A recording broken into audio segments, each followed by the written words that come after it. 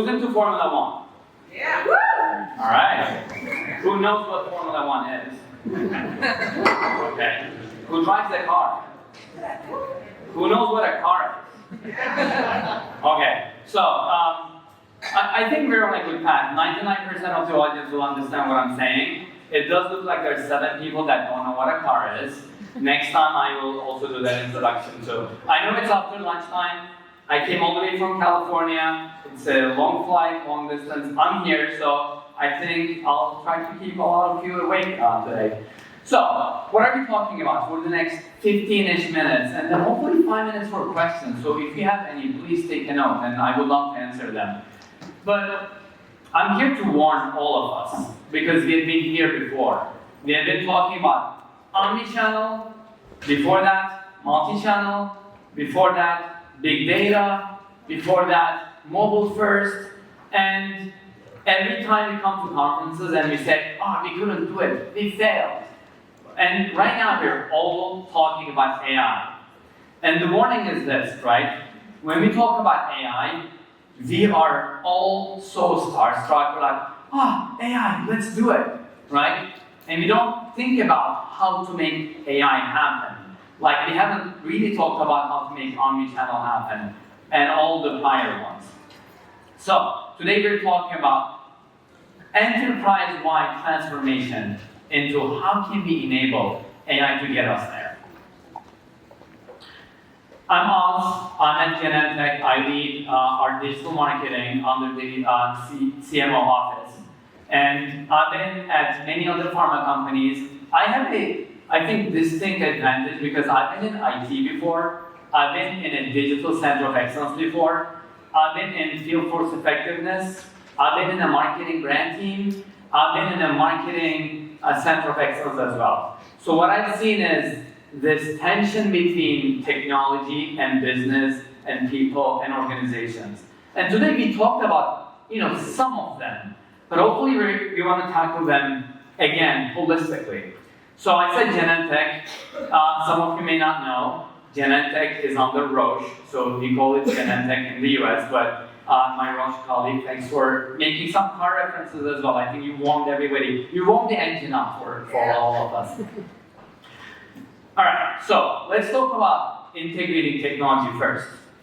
And you're going to be like, this is so basic, we keep talking about this all the time, but I see the same mistakes happening every single day, which is, again, you see AI, agentic AI, generative AI, and we just say, great, let's build something, or let's buy something, as we heard from the previous session. And what happens, and what I've seen as well, in the many companies I've been at, and my current company too, is we build something, right? We hire people, we build it for 9 months, a year, sometimes 18 months, right? It's not every quarter that we get new products. And then what happens is this. We take what we built, we give it to the business, let's say it's marketing, and say, here you go, use it. And then I say, I don't need this. Why did you build this? Great, you spent 18 months and millions of dollars for something I'm not going to use. Imagine, right? I said, who is into Formula One? I heard some shouts. Imagine you're building an engine, and you love this engine. It's so beautiful. It's amazing. It's so powerful. But it's so big, it doesn't even fit in your Formula One car. You're not going to use it. And we do the same mistakes again and again, right?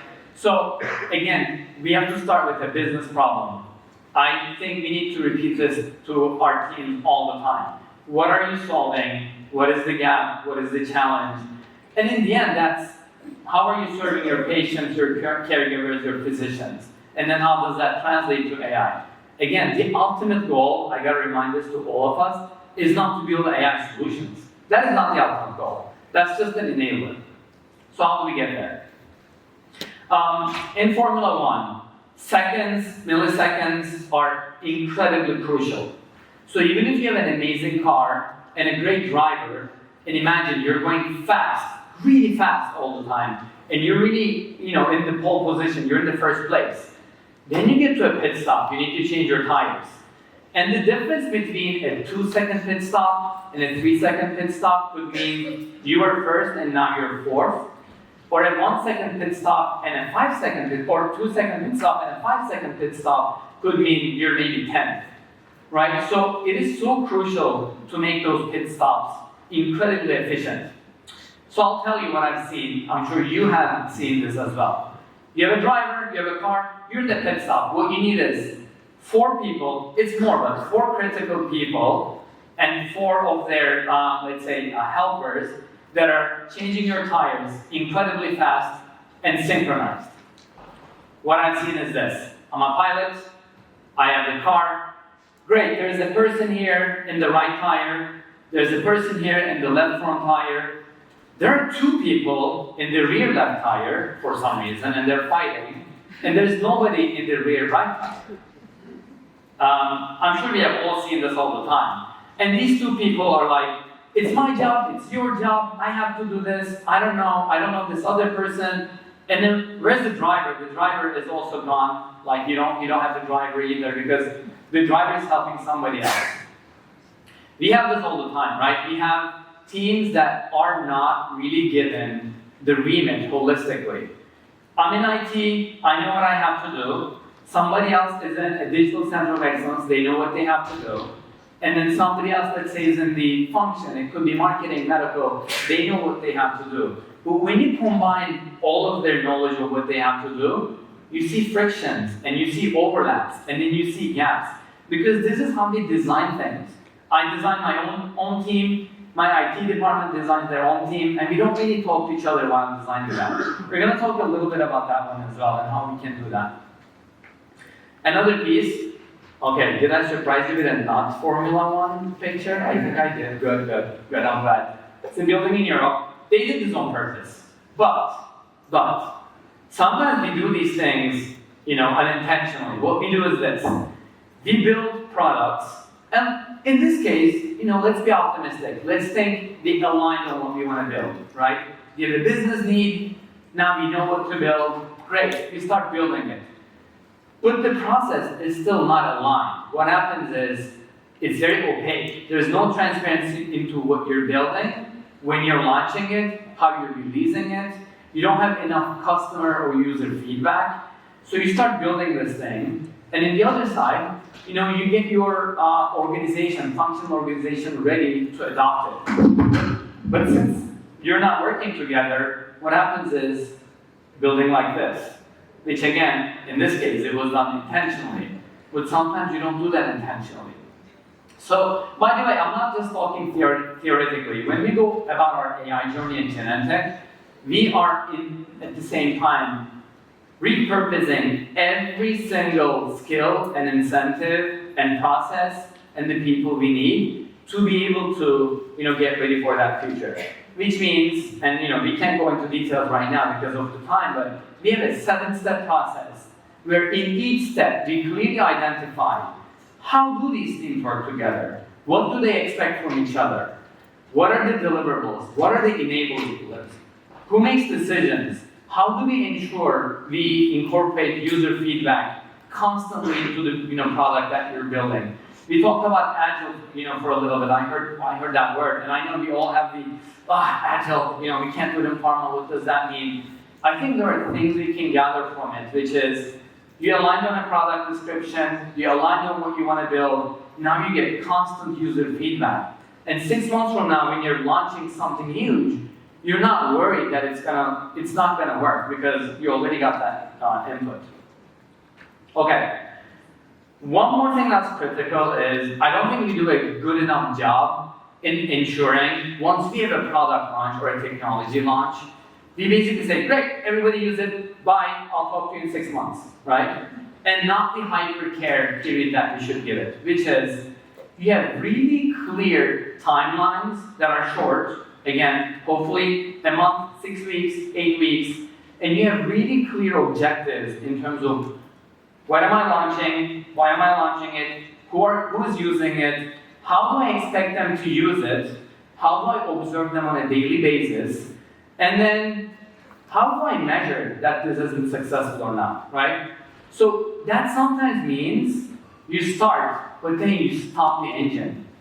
There are a lot of projects that we launch, and most of them, what happens is we don't stop them.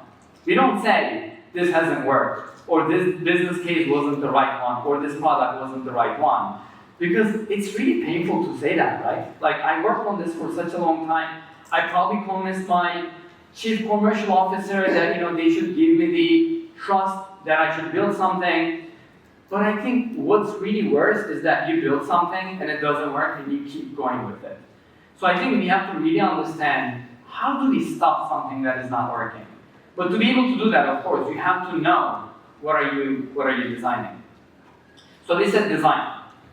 One critical piece is designing all parts of the car, again, holistically. Again, imagine, I'm designing the front piece, and you're designing the rear end, and somebody is designing the chassis, and somebody else is designing the engine.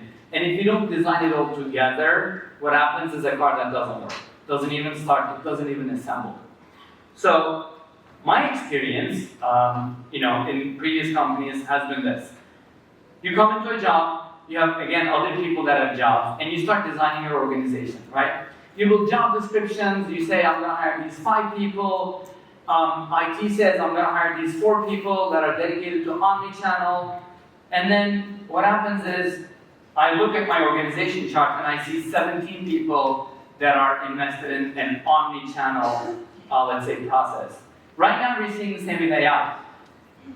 One thing I think you should all do is, in the next 6, 9, 12 months, look at how many new AI positions are coming into your work, right, into your company, and really see, is this part of a bigger strategy, or is this a role that was hired in a silo?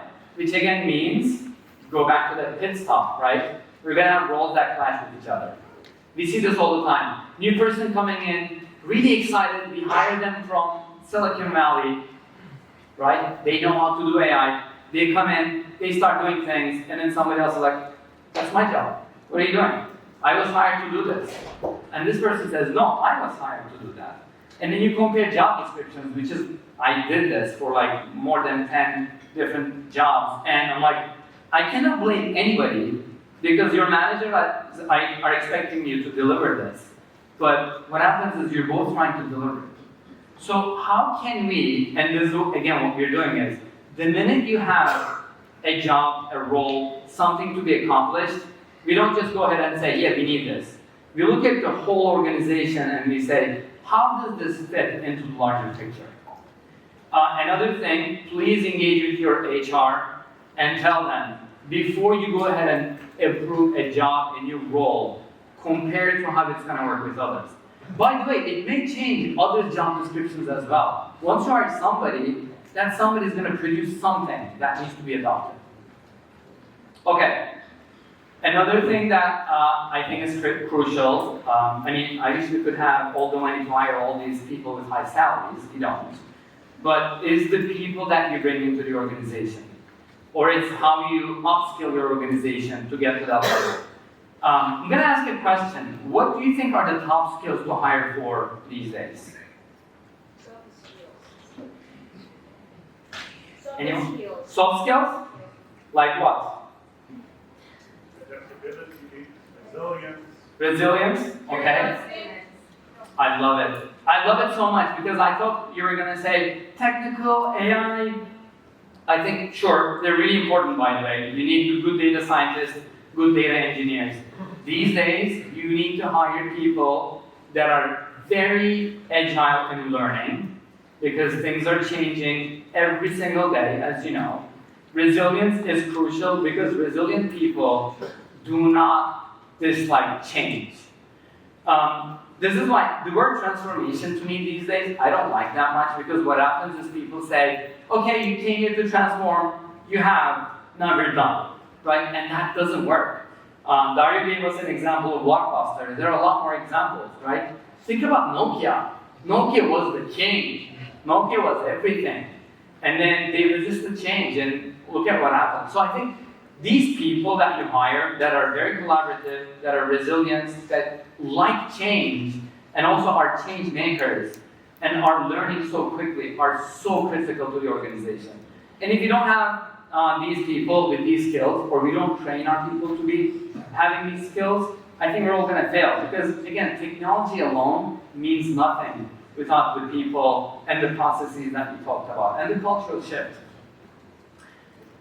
One last thing before I want to ask, if you have any questions is, it really bothers me when somebody says, I launched something, it was so successful. I'm like, how did you know? And they quote some numbers, right? For marketing campaigns, they say, I had 2 million impressions and 10,000 clicks. I'm like, great, what was your goal? And they're like, oh, we did not have a goal. How do you know you've been successful? So one thing we're doing is, in this 7-step process, measurement starts not when you build something, it's when you think of something. Even before, like when you start ideating, you need to have a measurement plan. When you start building, you have a measurement plan. Before you launch something, you have the measurement plan. And in each step, it gets more and more detailed. And now you can tell me you've been successful because this was my goal. This is where I am. As opposed to, I had no goal and this is where I am, so I can prove to you I've been successful. And again, this is going to give us a chance to stop the engine, right? You could say, I was aiming for this, I didn't get there. Either learn and improve, or stop the engine. That's okay, because there are a lot more projects that you can get into your engine. We have like 3.5 minutes, so I'm gonna open up for questions. If you have a question, just pop up your hand and we'll come around with the microphone just here. So when you think about transformation, obviously you talked about two sides of it. There's technology and the personnel side. Which do you think is more important to have in place first and build a framework for scaling out? So, good question. The way you're approaching it is, the minute you have a strategy to have technology, catapult into the next frontier, you need to have the other side ready as well. I don't think you can start saying, I'm going to start with this or I'm going to start with that. You have to design it holistically so that you can reach the same goals together. Again, I think what you don't want to do is hire a part of the organization and they start building their own habits and then you start to inject the other side. It just doesn't work because people build habits really quickly and then it's too late. Good question though. Anything else? Maybe one more? Just raise your hand and we'll come around with a microphone. Anything you want to challenge perhaps? Ozgun about? Yeah. I completely disagree. Another question from the sound. So just a follow-up to what I just asked. I think the way that you talk about it is very similar to like product architecture, but sometimes legacy, if you think about like building a house, sometimes the infrastructure is already there and that's something that can't be changed. So how do you go about transforming with pieces that might not be transformable? That's such a great question, and we talk about that all the time, by the way. We have tech debt, right? We have a lot of stuff that we already built. And you know what? You're not going to be transforming everything in 6 to 9 months. It's not going to happen. What we're doing right now is a weight of everything that we need to transform, how much time they're going to take, how much money they're going to take, are they transformative or are we fixing something? And then what is the impact of doing it? I think this is why I talk about measurement a little bit. When you clearly see, if I spend this much money with this many people, this is how much it benefits me in the short term, long term. Now you can make prioritization decisions and you can say, hey, before I deliver this to the business, I need to fix this because the ROI is so big. Or there are so many dependencies to this one thing that is legacy that I need to fix this first. Vice versa, you can say, I'm going to actually keep this old horrible system. You know why? Because it still does the job for us. There's this other business need that I need to deliver for, and I know it's going to give me $10 million. So I think it's just transparency into what is it that you're getting by changing something. And I think we need to understand we're always going to have like a 20-30% tech debt that we're dealing with. It's never going to go away. Even new things that we build today, tomorrow they may be death for us. Tomorrow you may say, okay, I built this today. It was great for today. In 2028, it's obsolete. So there's not going to be 100%. We're only building for the future and we're not fixing anything.